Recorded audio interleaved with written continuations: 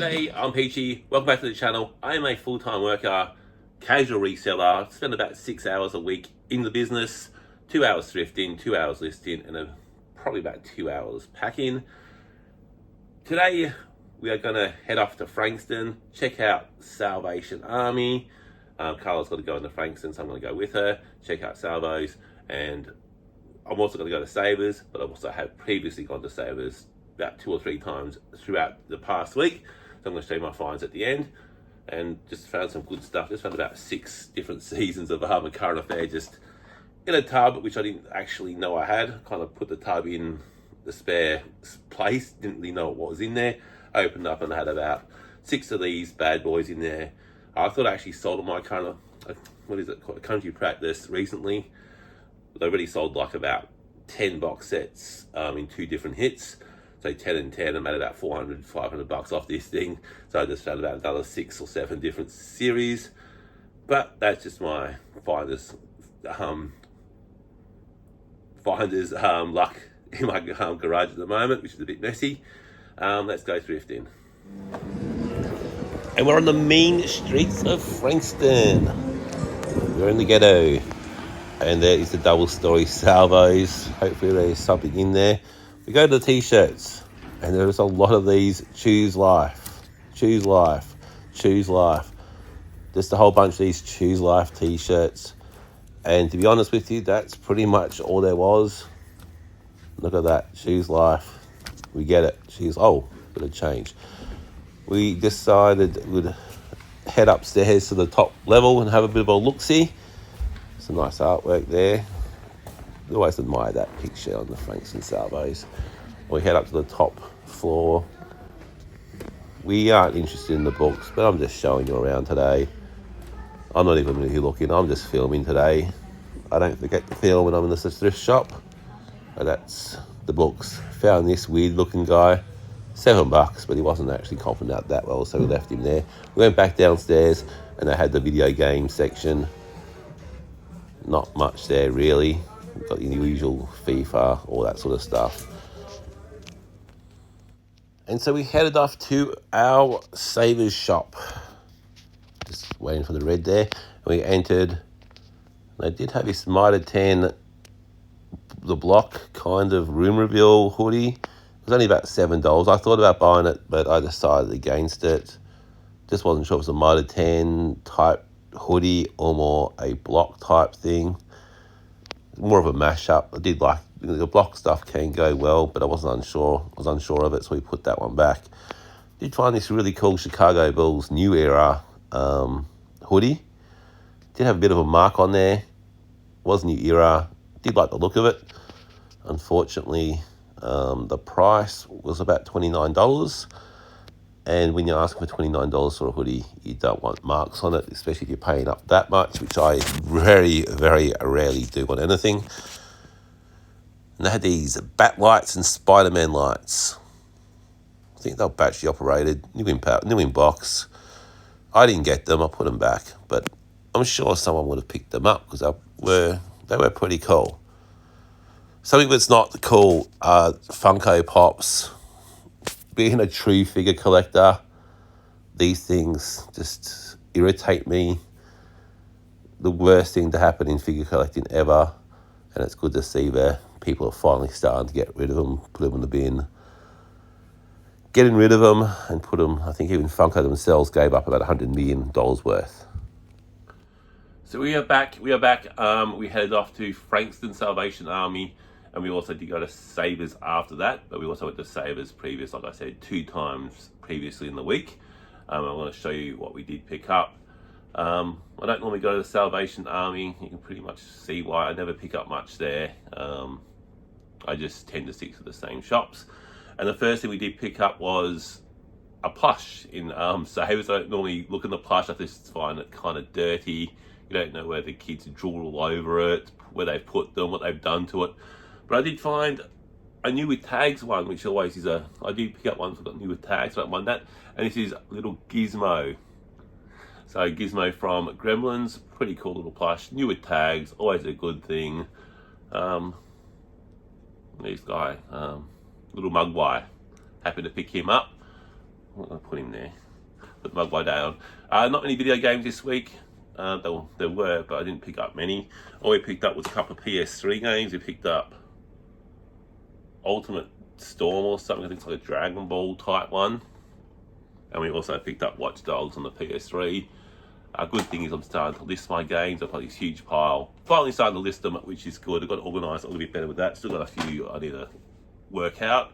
But overall, my listing game for games has come along quite well. That's the media and I guess the toys, if you want to call it a plush a toy. Our next category. What sold this week?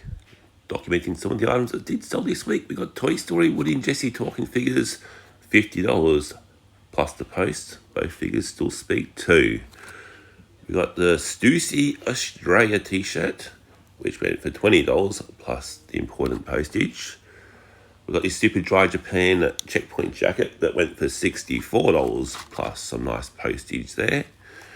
We got this Melbourne Storm jersey for $32 plus the important postage. We've got some L'Oreal hair repair, $32 plus post. We're really diversifying there. This Adidas Cuba jacket, got a lot of inquiries about this, $32 plus post. Alright, this week only went to Savers about 3 times, so we didn't pick up a whole heap of things in that time, so it was a bit dry to be honest overall. I didn't pick up that many things, didn't actually spend that much, but I never really spend too much at Savers. If I spend $30 in a visit, that's probably more than most of the time I go there. It was about $10-12. First thing we picked up was this, I think it's a Snoop Dogg t-shirt, very cheap. These do sell quite well for me. They generally go off to places like, it seems like places where they don't have a Kmart, remote Australia, remote Queensland, all that sort of stuff, where there probably isn't a Kmart. We can get those cheap type of shirts, but they do sell for me, and I actually do quite well on them, make a good profit. So I'm happy to pick them up, especially if they're like $2.50. Next thing we picked up was this Bayswater Mitre 10 t-shirt. I'll actually bring that a bit closer. Mitre 10, Bayswater Mitre 10. It's got something on the back, and pretty cool little image on the back there. This stuff has been selling really well for me, all the tradie sort of stuff. Your Mitre 10, Bunnings, Reese plumbing t-shirts, all that stuff has sold quite well. And I had a week where I must have sold about 6 or 7 different items, and I pretty much have only got about 2 Reese plumbing t-shirts left, and pretty much all my other tradie type shirts have gone. So I do pick up this Mitre 10 one. So hopefully that one goes well, even with the Mitre 10 business logo type thing on the back. We did pick up this AC/DC. It is a tour t-shirt. I don't normally pick up these type of t-shirts if they're just like you came up basic ones, but this one I did is a tour t-shirt from Rock or Bust. When is it? It doesn't matter. It's got that back logo. It's got the tour date there. Can't actually see it on there, but I did pick up that one, which is quite good, and it's just on it is only normal, not one of those normal tags that you see. I don't know about this one, but I did like the t-shirt. Being a fan of He-Man, well, we got an Eternia gym with He-Man on it. I think that might go okay. Not huge money. Cheap t-shirts, these all are.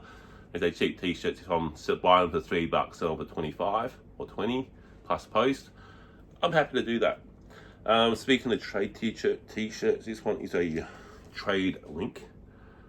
They've actually picked this up before. Proudly Plumbing.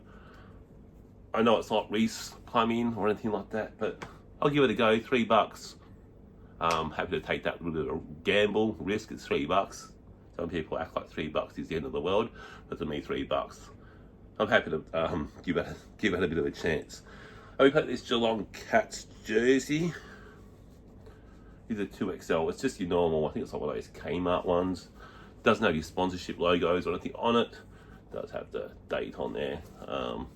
Look, probably get $20 for that. Next thing we picked up another t-shirt. One's actually new with tags as well. So it's a Motley Crue t-shirt. Because of these new with tags, I did pick it up and I paid like $3 for it. It's got $16 on the price tag. I'll probably take that off before I actually list it.